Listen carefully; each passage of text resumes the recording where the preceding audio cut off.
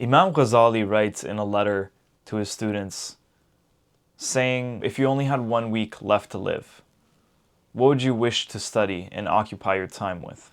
Would it be philosophy and all these different books on, different topics and understandings, or would you obsess over the purification of your heart, so you would go to Jannah if you only had 1 week left? And this is a crucial point. I think Tazkiyah is the most underrated thing right now. It's purifying your heart. And this goes so deep, because all the other things that we do, it's just a game. We're just frolicking through the land. We're just doing things, taking action. But if you're able to purify your heart, you're not only able to see reality better, but you're able to do more good deeds. And those things come a little bit easier because you have removed, right? Actually remove the harmful things, right? And then you start to do more actions to get rewards, and you're seeking the pleasure of Allah. So this video is going to be really about how you can practically do some tazkiyah, and a couple different ways. We're going to chop it up in a lot of different ways, but this is going to get you an idea of how to do it, and especially when it comes to your social skills. Okay, how can we, when we're interacting with other people, how can we increase our, use that basically as a means to purify our hearts, and use that as some telltale signs. So we're going to be going into some very interesting things today. Okay, so just starting off with, like, what is Tazkiyah? Tazkiyah is the purification of your heart. Someone was asked, what is self-purification? And they were given the answer that it's just always understanding what that Allah is there, right? So really just having that taqwa, that God consciousness. And with that God consciousness comes a lot of things. We think about, all these distractions nowadays, and what does being present really mean? Well, being present means you're there with what's happening right now, and with the reality of what's happening right now. And that's really what we want to aim for, to be present, to be mindful, to be conscious of Allah subhanahu wa ta'ala at all times, and to shape ourselves in a way and train our nafs and align ourselves and calibrate ourselves towards the prophetic model. How do we do this from a practical standpoint? Well, there's 5 daily salah, right, which obviously give us a time to be close to Allah, and this should be the anchor, right? But now you go beyond that. You go to the sunnah prayers. And these can be used, basically, there's, before I get to the sunnah salah, there's your prayer and then the quality of your prayer. So just very 2 simple tips I'm going to give is, 1, make some time a little bit before your prayer to just clear your mind, right? It's going to help you have more concentration and khushu in the salah. The second thing I'm going to tell you is elongate your sujood, because that's when you're closest to Allah. Okay? Those 2 things can start to those are micro things you can do to make a difference. Now, the other parts of it is, just when it comes to salah, there's sunnah salah, there's also prayer in the night. And this is talked about a lot in the Quran, and this is something that the Sahaba used to do. And this is what gave them the strength, the izzah, to actually go out and carry their message of Islam, and to go ahead and establish Islam in the way that they did, right? So if you want to be anything like the Sahaba, we need to spend our nights praying to Allah. Now, moving forward from this, I think there's other elements to this tazkiyah. There's the idea of the self-reproaching soul, right? The idea of continually questioning yourself, questioning your intention, right? And this is very, very healthy. Be skeptical of your intention. Constantly question this, because that is what will allow you to growth. Think about what is my deficiency? And before even all of that, I'm just going to go over, I have a list right over here of some different things that you can do. The first thing you probably want to do is understand where you are, okay? Understand where you are and accept the truth. So wherever you are right now, you have to be honest with yourself and accept that, hey, I'm right there. And once you're able to accept, and this is something that we talk about in addiction a lot, is if you're able to accept where you are, then you're able to start to make a change, right? I'm pretty sure this is like in Alcoholics Anonymous. I'm pretty sure that's the first step, right? To like acknowledge you have a problem. Okay, next thing you want to do is start to make a commitment, right? To yourself and Allah that you want to improve and change. And this intention will serve you moving forward, inshallah. And it all starts with that intention. Then there's different things you can do from there, right? So again, that reflection piece I think is huge. Really reflecting. And putting this into consideration in terms of like a social context, what you're going to do is you're going to go out, you're going to meet people, and you're going to take a lot of action and try to do good and to get better, improve your social skills. Then what you're going to do is after you come home, you are now,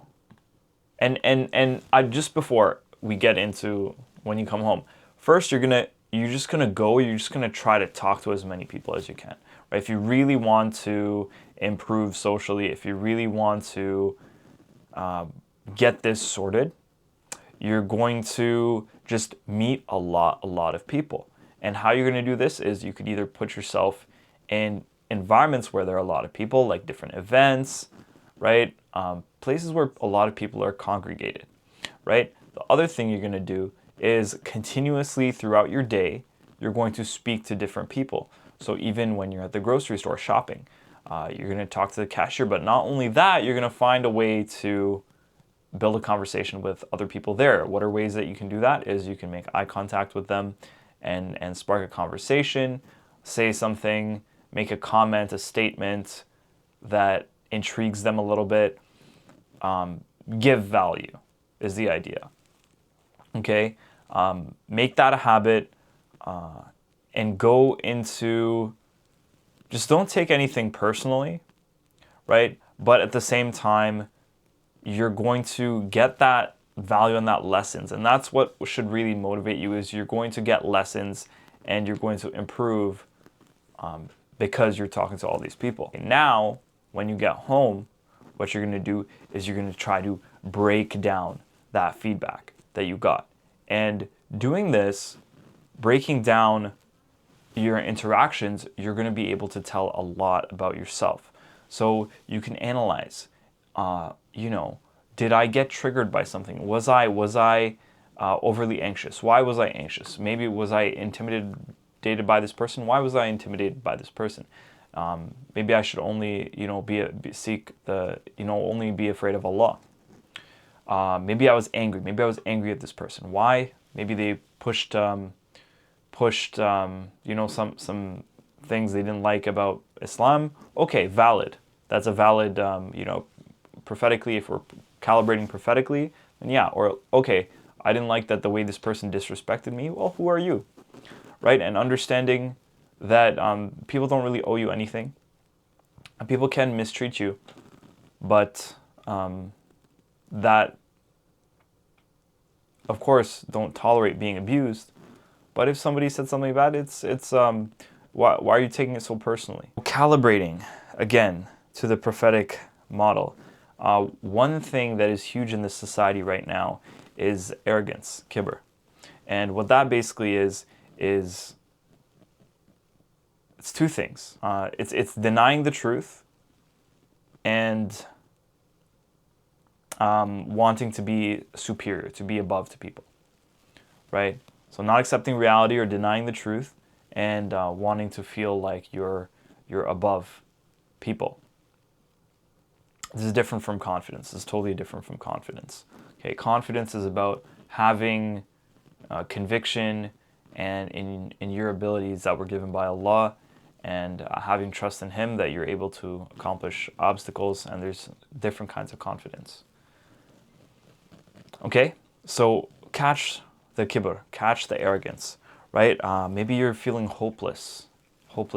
Can we catch that, right? When you find yourself really spiraling in a downward spiral, catch that, because that's shaitan trying to hijack your brain, or it could be yourself falling into. But hopelessness is something scary that you know, as a Muslim, we need to protect ourselves from, right? Again, first starts with protecting ourselves from harmful things. Okay, now you're breaking all of this stuff down, running it by the prophetic calibration. You're prophetically calibrating, and then when you go back out again, right, now you're going to actually learn from these. So how can you tell that you learned from something, and instead of just making a mistake and feeling bad about it? Well, what you're going to do is, if you're able to sort of replay that thing that happened in your mind, and then be able to be okay, sorry, you're able to understand what the mistake you made was. And just that understanding is the very first step. And then as you move forward, you're now aware of that mistake, and now you can change your behavior in order to align, prophetically calibrate yourself, and then that will change your identity into a person who is who's gonna strive to be closer with Allah. And this is super powerful. Just understanding that your behavior shapes who you are.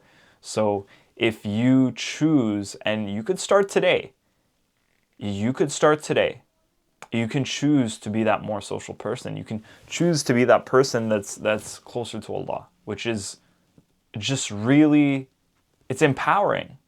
It's empowering in the sense that no matter where you are, you could start today. But then also, it's also a little bit scary, because even if you think you're such a great person, or you have a track record of being a good person, you should still be scared that you could easily fall off, right? And that is something we have to be conscious about, and something we need to remind ourselves, so we are consistent, because Allah loves those deeds that are consistent. And that's another tip.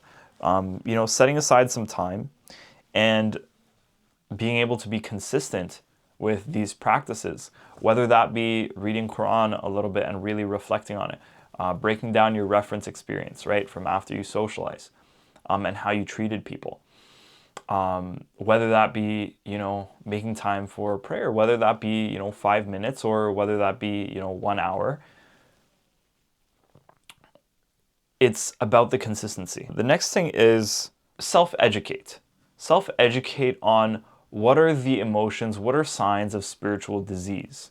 And if you're able to understand what those are, and maybe even think of examples where you might see it in other people. And it's very easy. It's going to be so easy for you to see it in other people. But then once you're able to get an understanding based off of that, then you can start reflecting on yourself. And this is what you want to focus on. Do not hyperfixate on other people and what they're doing wrong.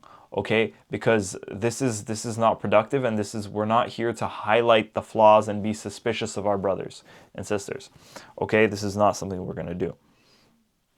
Okay, now, once you diagnose these problems, you have to treat it with certain cures. So I'm going to go over some of the cures that are pretty standard for most of these. So one is surrounding yourself with good company. Okay, surround yourself with practicing brothers and sisters, and people who have those qualities that you want to aspire to have, because whether you like it or not, your environment shapes you hugely. Now, if you're not able to do that, let's say you're in a workplace where people are very cutthroat, or people are bullying, or people are always gossiping and doing these sort of useless activities? Well, the better option in that case is to isolate yourself from that. Of course, if it's, you have to talk to people and you have to live in the world, but isolate yourself a little bit. Maybe crack open a book and read some positive material. Read some things that will soften your heart. Read some Quran. Read, just read something about Tazkiyah. Okay, you'll find some PDFs online, I'm sure, if you're really resourceful. Don't type it into ChatGPT, please don't. Please don't. You think ChatGPT is a Tazkiyah expert? He's just taking a amalgamation of everything that he sees on the internet, and so it's going to have a bias, obviously. Okay, we understand that. We're smart. We're smart enough to understand that. Number 2, you can dhikr. So just remembrance. I mean, speaking dhikr, again, the reading could be a part of this, reading Quran, right, which is a huge one. Reading Quran actually really is probably like one of the biggest recalibration tools that you can use, because it aligns you with the truth. It keeps aligning you, right? And if you can notice that you don't feel something when you're reading the Quran, that can tell you that you have a little bit of a dead heart, that you need to reinvigorate and get it alive. This is very much like exercise, in the sense that we're taking care of your health, in the sense that if you neglect it and ignore it, you will see consequences down the line. And everybody wants to, be able to take care of their health in whatever degree, right? They're committed to that. But just take in that your spiritual health is not something that ends when you die, because it's just limited to your physical body, but it goes into your soul as well, right? And so something that you want to take extreme care of, even more than your physical health, is your spiritual health. Okay, let's just keep that one in mind as well. Okay, another cure you can do is forgiving people, right? So forgiving people before you go to bed. That's another one. It's a good practice, right? If you had any ill grudges against a believer, against anyone, right? You're able to forgive that. Of course, not if something is, someone's like directly going against Allah and His Messenger and the Deen. This is something, it's a sign that you have a healthy heart if you feel that this is wrong. Okay, but we're talking about things that are human errors, right? People that made mistakes, and this is how you're going to move forward, right? So for any of these, you need to understand. There's like you could fix your mindset by reading something, but then also, what is very important is to actually just like fix your heart and do that emotionally, right? And this takes vulnerability, and this is a practice where you need to be able to relax, get into your body a little bit, because your body is actually what signals your emotions. So if you feel very tense, very stressed, you might have a hard time, especially as men. Sometimes we disassociate with our emotions. So if you can get into, say, maybe some deep breathing, that helps you focus on the body. Just really get conscious about your body. Maybe take some, do some stretching, do some sort of a physical activity, and being conscious about your movement. So really slow things, like for example, like yoga are ways that you can get in touch with your body, and getting touch in your body gets you in touch with your emotions. And if you're in touch with your emotions, now you're going to be able to do the tazkiyah, because you're able to acknowledge and understand the emotions that are going on. And this is a problem within our society. People are very brain heavy, where people are overthinking, using mental energy, overthinking, right? And too much thinking is good for nothing, okay? So let's try to get out of our heads and stop being addicted, this addiction crisis that we have to thinking. And if you're able to take it a little bit more easy, relax, vibe, and move throughout the world in a way where you don't have to, have your brain working like crazy that it really, it stops you from basically being able to function, okay? And instead, let's purify our hearts, and this will allow us to, move closer to Allah and do good deeds. And this is really of utmost concern, because your sincerity, your intention, actions are judged by their intention. And if your actions are done for the wrong reasons, if your intention was not pure, you are not going to get that reward. You are going to get whatever you intended for. If you wish to, get wealth to get a woman, or do traveling to get a woman, well, that's what you'll get. If you did that for the sake of Allah, then that is really what matters, and you'll get that. And that's where we'll end here today. Okay, may Allah make us strong, and may Allah allow us to go on this journey of purification and bring Him closer to us. Ameen. And that's it for today. Okay, so make sure you comment, like, subscribe. Just take some action on what we talked about today. Thank you for making it to the end of the video, and I'll see you till next time. Assalamu alaikum wa rahmatullahi wa barakatuh.